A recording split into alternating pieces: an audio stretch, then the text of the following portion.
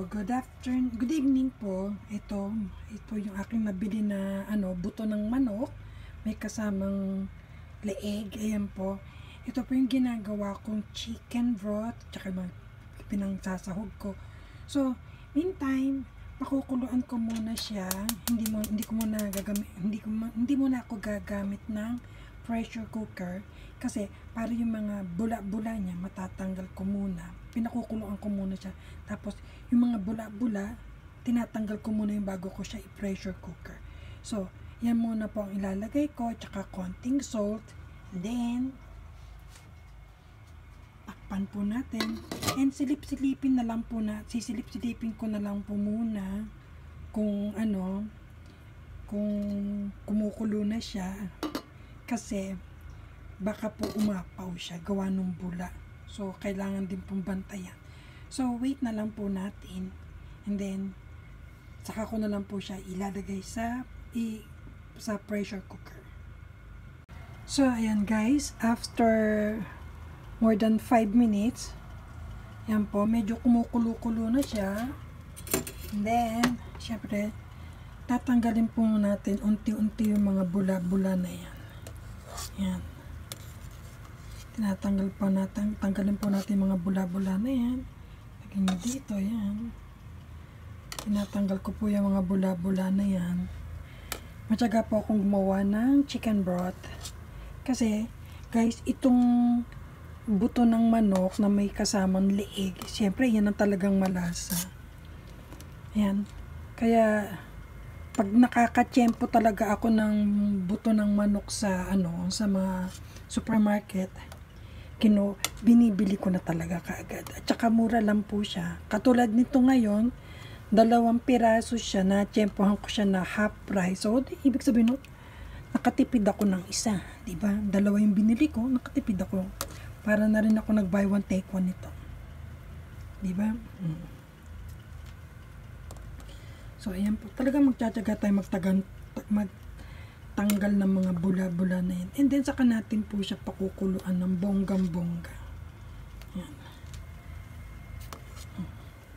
Since wala naman akong ginagawa dito sa bahay, di syempre, gumawa ka na ng mga traditional na technique ng paggawa ng mga sa pagluluto, di ba? Ayan. Pagka medyo na kumonti yung tubig niya, dagdagan na lang natin ng tubig. Pagka medyo nawala na, natanggalan natin ng bongga yung bula-bula niya. Marami pang lalabas na bula niyan, guys. Yan. Kita nyo. Habang lumalakas yung yung pagkulo niya, habang kumukulo siya ng todo, lumalabas na talaga yung bula. Ayan po yung mga nakuha kong bula, guys. Di ba? O, ayan pa. Ayan pa yung tatanggalin natin. Magtsatsaga lang po talaga tayong magtanggal pa konti-konti.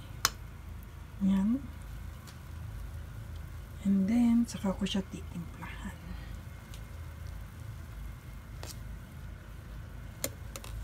Ang nilagay ko lang po dito ngayon, guys, habang pinapakuluan ko ay asin at saka lemongrass. Hindi ko muna po siya titimplahan. Saka ko na lang po siya titimplahan kasi hindi ko naman alam kung saan ko siya gagamitin sa pagluluto, diba? Sa pansit, basta sa mga gisa-gisa, naglalagay po ako niyan. Nilalagay ko po siya, guys, sa freezer. Pakikita ko sa inyo mamaya gaano katagal ko siya iluluto. So, ayan, guys, medyo natanggalan natin yung mga bula-bula niya.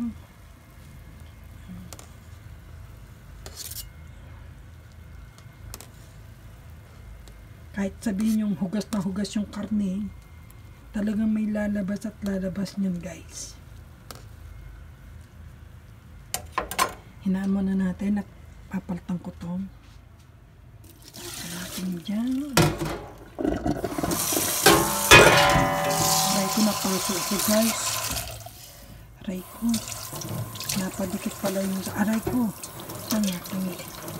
Mainit na sabi. Napaso talaga ako, guys. Aray ko. Ang tanong nito. Kung ako'y makakapagtrabaho dito. suka. So ayan po guys, nadagdagan ko na siya ng tubig.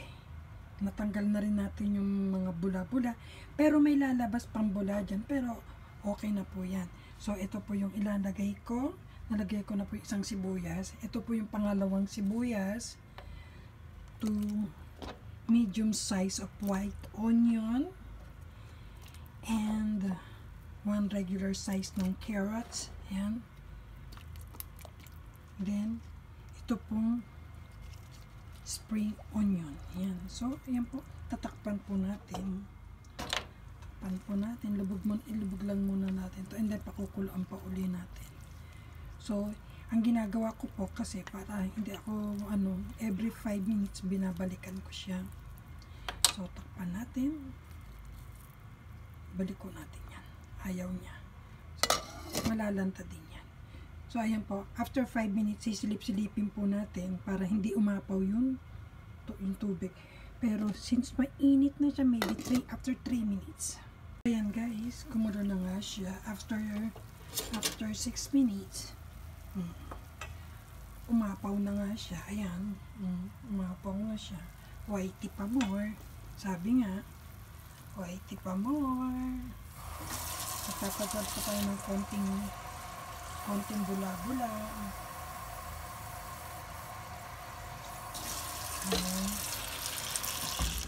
Tatanggal pa tayo ng konting bula-bula. Medyo hinaan natin yung apoy. Ayan. Kanina guys, napasok ako kasi nakadikit pala yung aking bowl dito sa kaserola. Hindi ko napansin. Tapos hinawakan ko siya. Sakit. Napatyo ako. Agoy. Agoy. Yan. Guys, pakukuluan ko siya. Palalambutin ko yung manok. Ayan, lahat po yan palalambutin ko. Pero yung asin po, konti lang yung asin na nilagay ko. Kalahating kutsara lang po yung nilagay kong asin dito. Hindi po ganun kadami. Kasi, saka ko na lang po siya tinitimplahan kapag ka po yung gagamitin ko na. Depende po sa iluluto kasi. So, ayan. Palalambutin ko yan. Then, hihinaan natin yung apoy. Ayan. Ganyan lang po. Hinaan natin yung apoy. Hindi ko na siya tatakpan. Hayaan ko na lang siyang kumulo dyan hanggang sa madurog yung mga gulay niya. Guys, matagal po talaga yan. Kung medyo tsaga-tsaga po lang po ako magtingin-tingin dyan. So, yan. Wait po natin. Balikan po natin siya mamaya. So, guys, ito po siya after almost 1 hour na pinakuluan ko. Teka, hinain po natin. Baka mapasok ako. Hinaan natin yung apoy. As you can see, yung onion at saka yung spring onion, halos na durog na po siya. Ayan. Malambot na. Pati yung carrots. Yung carrots na lang po ang, malambot na rin po yan kasi almost 1 hour na nga po. And then, itong buto-buto, ayan. Hintayin pa lang natin siyang konting pa. Siguro mga at least mga 30 minutes pa po. 30 minutes pa siguro malambot na siya. Actually, pwede na po talaga yan. Kasi pwede ko nang himayin to. Talaga magkakahiwa-hiwalay na yan guys. Sobrang lambot na yan. Kasi malambot naman yung manok dito eh. Kaya lang, syempre, andyan na rin lang. Ikarir ko na bonggang palambot na ang gawin ko, di ba guys? Low medium heat lang po ang gagawin natin para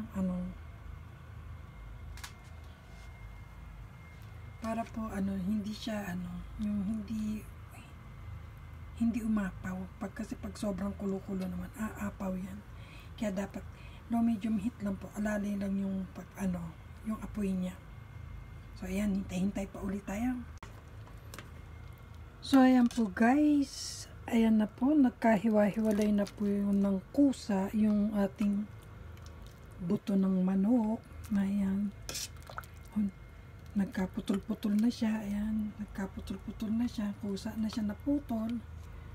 So, ayan. Ayan na po ang aking aking chicken broth. Ang ginagawa ko po dyan, ito, yan, hinihimay ko po yan, o kaya kusa na siya na ano dyan, na tatanggal, and then, inaano ko po siya, biniblender ko po siya. So, ayan po guys, ang aking chicken broth. Yan po. Actually, pwede ko na siyang lagyan ng kung anong pwede kong ilagay dyan, pwede ko na siyang timplahan. Pero, yan po ang ginagawa kong chicken broth, guys. Pwede siya sa ramen, pwede sa pansit, sa sopas, whatever, kung saan nyo gustong gamitin. And then, bine-blender ko po siya. Kasama po yung gulay, bine-blender ko. And then, syempre, yung mga buto-buto, tinatanggal ko po yan. So, ayan po guys, ang aking sekreto sa aking chicken broth. So, sana nagustuhan po ninyo. Ayan po. And, God bless po. Thank you. Please subscribe to my channel and please like and comment. And, kung hindi pa po kayo nakakapag-subscribe, subscribe na po kayo. And please don't forget to click the bell button. Thank you po. God bless. Don't stop.